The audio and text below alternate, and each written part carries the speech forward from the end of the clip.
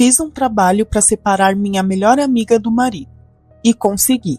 Mas depois disso, eu nunca mais tive paz. Olá, sejam bem-vindos ao Jornada Macabra. Você está no quadro Relatos. Se você gosta desse tipo de conteúdo, já se inscreva e deixe seu like. E também compartilhe com quem pode gostar. A moça que enviou este relato pediu para não informar os nomes reais, então usaremos nomes fictícios. Meu nome é Juliana, tenho 34 anos hoje e eu demorei muito tempo para ter coragem de contar isso. Na verdade, eu nem sei se estou pronta, mas eu sinto que preciso falar. Talvez alguém que esteja pensando em fazer algo parecido escute isso e desista. Eu nasci e cresci em São Vicente, litoral de São Paulo. Sempre tive uma vida simples. Nunca fui de chamar atenção. Sempre fui mais quieta, mais na minha. Tive poucos relacionamentos e nenhum deles realmente deu certo. Era sempre aquela sensação de que eu estava tentando encaixar algo que não era para ser. Mas a minha melhor amiga, a Ana, ela era o oposto. A gente se conhece desde os 8 anos. Estudamos juntas, crescemos praticamente dentro da casa uma da outra. Ela sempre foi bonita, extrovertida, aquelas pessoas que naturalmente atraem os outros. E eu nunca tive problema com isso. Pelo menos, não até um certo ponto. Quando a gente tinha uns 25 anos, ela conheceu o Marcelo. Eu lembro exatamente do dia que ela me apresentou ele. Foi num churrasco na casa dos pais dela, num domingo à tarde. O Marcelo era educado, simpático, daqueles que olham no olho quando falam com você. Mas o que mais me chamou a atenção foi a forma como ele olhava para Ana. Era admiração, era carinho, era amor mesmo. E aquilo mexeu comigo de um jeito que eu não soube explicar na época. No começo eu fiquei feliz por ela. De verdade. Eu acompanhava tudo. O início do namoro, as viagens, os planos. Eles pareciam muito certos um pro outro. Era leve, natural. Eles se casaram 2 anos depois. E foi aí que as coisas começaram a mudar dentro de mim. Eu comecei a frequentar mais a casa deles. Jantares, finais de semana, pequenas reuniões, e cada vez mais eu observava o relacionamento deles de perto. E era perfeito. Não perfeito de mentira, mas daquele tipo que dá inveja mesmo. Eles riam juntos, se respeitavam, se apoiavam. Não tinha gritaria, não tinha jogo, não tinha aquela tensão que eu sempre vivi nos meus relacionamentos. E sem perceber, eu comecei a comparar. Eu chegava em casa depois de visitar eles e me sentia vazia, como se estivesse faltando algo em mim, como se eu tivesse sido deixada para trás. E aí veio o pior. Eu comecei a olhar para o Marcelo de um jeito diferente. No começo eu negava. Eu dizia para mim mesma que era só admiração, que era só inveja da relação deles, mas não era. Eu comecei a reparar em detalhes, no jeito que ele falava, no jeito que ele ria, na forma como ele tratava as pessoas. Comecei a imaginar como seria se ele estivesse comigo. E isso me consumiu. Eu não contei isso para ninguém. Nem para mim mesma eu admitia totalmente. Mas dentro de mim já estava claro. Eu queria a vida da Ana. E em algum momento, eu comecei a querer o Marcelo. Eu sei que isso é horrível, eu sei. Hoje eu tenho plena consciência, mas na época parecia que aquilo fazia sentido dentro da minha cabeça. A virada aconteceu numa noite específica. Eu estava na casa deles, já era tarde. A Ana tinha ido tomar banho e eu fiquei na sala com o Marcelo. A gente começou a conversar sobre coisas simples, trabalho, rotina, mas teve um momento que ele falou algo que ficou marcado em mim. Ele disse: Eu tenho muita sorte de ter a Ana. Eu nunca imaginei que fosse encontrar alguém assim. E aquilo, ao invés de me fazer feliz por ela, me deu uma sensação de vazio tão grande que virou outra coisa. Virou revolta. Eu comecei a pensar: por que ela e não eu? Essa pergunta ficou martelando na minha cabeça por dias. E foi aí que eu tomei a pior decisão da minha vida. Eu não sei exatamente como cheguei nisso, mas comecei a pesquisar na internet coisas sobre separar casal, trazer alguém para mim, esse tipo de coisa. No começo eu achava ridículo. Eu sempre fui cética com essas coisas, nunca acreditei. Mas quanto mais eu lia, mais eu queria acreditar, porque aquilo me dava uma falsa sensação de controle. Depois de alguns dias eu encontrei um contato. Era uma mulher, indicavam ela em vários lugares. Diziam que ela fazia trabalhos fortes, que resolvia rápido. Eu fiquei dias olhando o número sem coragem de mandar mensagem, até que uma noite, quase meia-noite, eu mandei. Eu lembro até hoje da sensação, meu coração acelerado, minhas mãos tremendo, mas ao mesmo tempo uma sensação estranha de que eu estava fazendo algo necessário.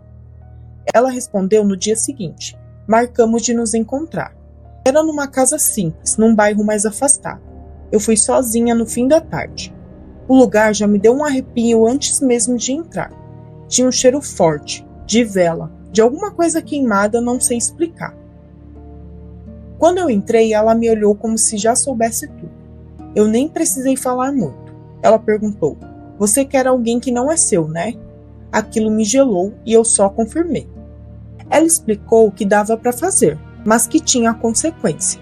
Falou de energia, de troca, de caminhos que se abrem e outros que se fecham. Eu ouvi tudo, mas sendo sincera, eu só prestava atenção na parte que me interessava, se dava para separar eles. E ela disse que sim. Eu paguei, fiz tudo o que ela mandou. Levei foto, nome completo, datas, participei de um ritual que até hoje eu tenho vergonha de lembrar. Tinha vela, tinha coisa sendo queimada, tinha palavras que eu não entendia. E eu fui até o fim. Saí de lá me sentindo estranha, mas com uma expectativa absurda. E foi rápido, muito mais rápido do que eu imaginava. Em menos de um mês, o relacionamento deles começou a desandar. Brigas que antes não existiam começaram. Pequenas coisas viravam discussões enormes. A Ana começou a me ligar chorando, sem entender o que estava acontecendo. E eu fingia apoiar.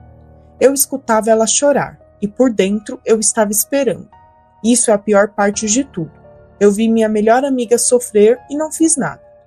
Pouco tempo depois, eles se separaram, e não foi amigável. Foi pesado, cheio de mágoa, acusações, coisas que eu nunca tinha visto entre eles.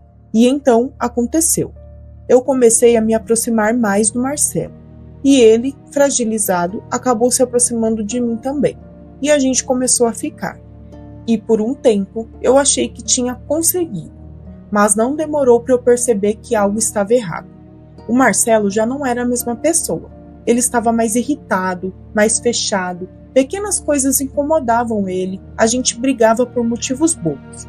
A leveza que ele tinha com a Ana não existia comigo.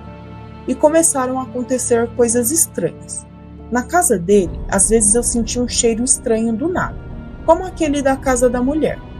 Eu comecei a ter sonhos pesados, sempre com a Ana, me olhando sem falar nada, só olhando. Eu acordava com o coração disparado. Teve uma noite que foi a pior. Eu estava dormindo na casa dele, acordei de madrugada com a sensação de que tinha alguém no quarto. Eu abri o olho e juro, eu vi uma sombra parada perto da porta. Eu pisquei e não tinha mais nada, mas eu não conseguia mais dormir. Depois disso, tudo começou a piorar.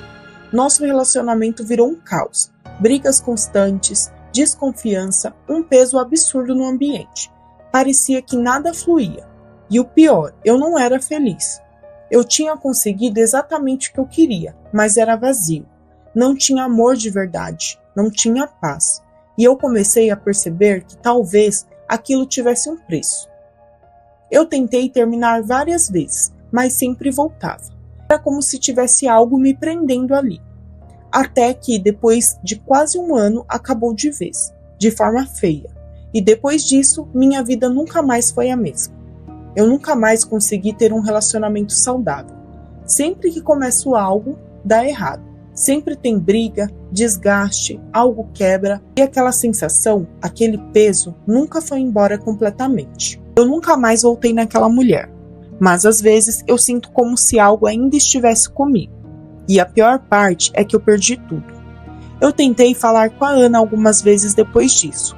Ficava olhando a conversa, pensando no que escrever. Mas não existe uma forma certa de pedir perdão por algo assim. Mesmo assim, um dia eu mandei mensagem. Perguntei se ela estava bem. Ela visualizou e não respondeu. Aquilo me deu um aperto, mas no fundo eu senti que talvez fosse merecido. Alguns dias depois tentei de novo. Dessa vez nem visualizou. Foi aí que eu percebi. Ela tinha me bloqueado em tudo. E o mais estranho, ela nunca me perguntou nada. Nunca veio tirar satisfação. Nunca me confrontou. Nada. Ela simplesmente me apagou da vida dela. E isso começou a me consumir de um jeito que eu não sei explicar, porque no fundo parecia que ela sabia, ou pior, como se ela não precisasse de confirmação. E às vezes eu lembro do jeito que ela me olhava nos últimos dias, um olhar diferente, silencioso, como se estivesse tentando entender quem eu realmente era, ou como se já tivesse entendido. Hoje eu continuo sozinha, nunca mais consegui construir nada com ninguém. Sempre termina do mesmo jeito, desgaste, briga, vazio. E de vez em quando eu ainda sonho com ela. Ela aparece parada, em silêncio, só me olhando, sem raiva, sem dizer nada. E isso é o que mais me assusta, porque parece que ela sabe, e que eu também sei, mas nenhuma de nós precisa dizer em voz alta. Eu consegui o que queria, mas perdi tudo. E se alguém estiver pensando em fazer algo parecido, não faz. Porque às vezes o preço não vem na hora, mas quando vem, ele fica. Este foi o relato de hoje. Se você tem alguma história, nos envie no e-mail que está aparecendo na... Deixe nos comentários se você já se sentiu invejada ou invejado por alguém, se conseguiu perceber antes e afastar essa pessoa. Não esqueça de se inscrever no canal para acompanhar os próximos vídeos, nos apoie deixando seu like. Nos vemos no nosso próximo Encontro Macabro.